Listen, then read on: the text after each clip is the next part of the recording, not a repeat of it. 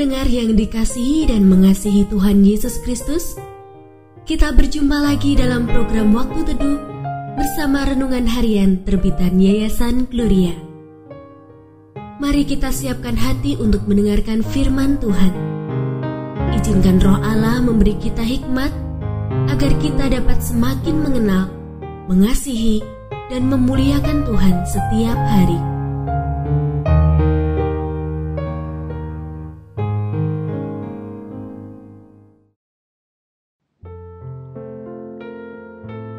Bagian firman Tuhan yang akan kita baca hari ini adalah dari Yohanes pasal 11 ayat 38 sampai 44. Saya akan membacakan sebagian daripadanya. Mereka pun mengangkat batu itu. Lalu Yesus menengadah ke atas dan berkata, "Bapa, aku mengucap syukur kepadamu karena Engkau telah mendengarkan aku. Aku tahu bahwa Engkau selalu mendengarkan aku. Tetapi oleh karena orang banyak yang berdiri di sini mengelilingi aku mengatakannya supaya mereka percaya bahwa Engkaulah yang telah mengutus aku." Sesudah berkata demikian, berserulah ia dengan suara keras, "Lazarus, marilah keluar."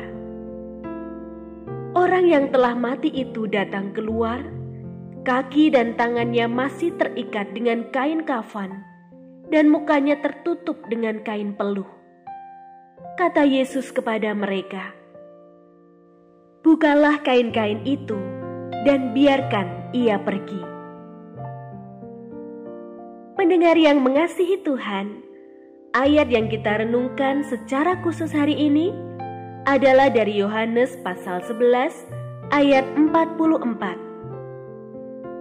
Kata Yesus kepada mereka, "Bukalah kain-kain itu dan biarkan ia pergi."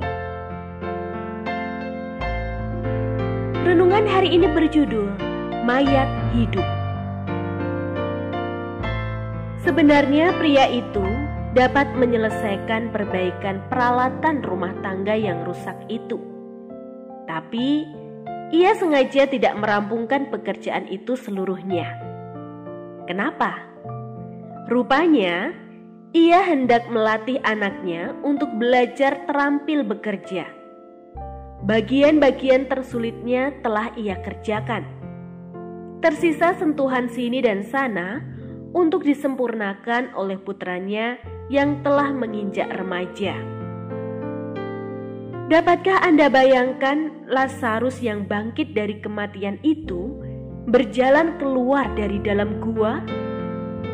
Mungkin sedikit melompat-lompat, menyeramkan, mirip mayat hidup, sebab tubuhnya masih dibebat kain kafan. Sekalipun nyawanya sudah kembali, badannya belum bebas bergerak. Mukjizat Tuhan Yesus seperti belum tuntas. Rupanya dia sengaja. Melepas bebatan itu adalah tugas mereka yang menyaksikan mukjizat itu. Mereka dilibatkan, bahkan sejak mengangkat batu penutup kubur. Mereka harus menjadi bagian dari mukjizat itu, bukan hanya sebagai pemohon dan penonton saja. Pertolongan Tuhan sering dipahami sebagai perbuatannya tatkala kita sudah angkat tangan. Seolah-olah itulah bagiannya Tuhan. Agaknya perlu diluruskan, mengingat Tuhan justru berkehendak kita ambil bagian dalam karyanya. Mukjizat atau pertolongannya mengundang keikutsertaan kita. Pak tua itu tertolong karena Rudi segera mengantarnya ke rumah sakit. Perjalanan misi ke pelosok itu berhasil karena ada dana terkumpul. Operasi katarak tak berbayar itu membuat masyarakat diberkati karena para sukarelawan medis turun tangan. Desa korban bencana itu disentuh bantuan kemanusiaan karena kerjasama banyak pihak. Tuhan menyisakan pekerjaan untuk kita lanjutkan. Angkat tangan memohon bantuan Tuhan bukan berarti kita tinggal lepas tangan.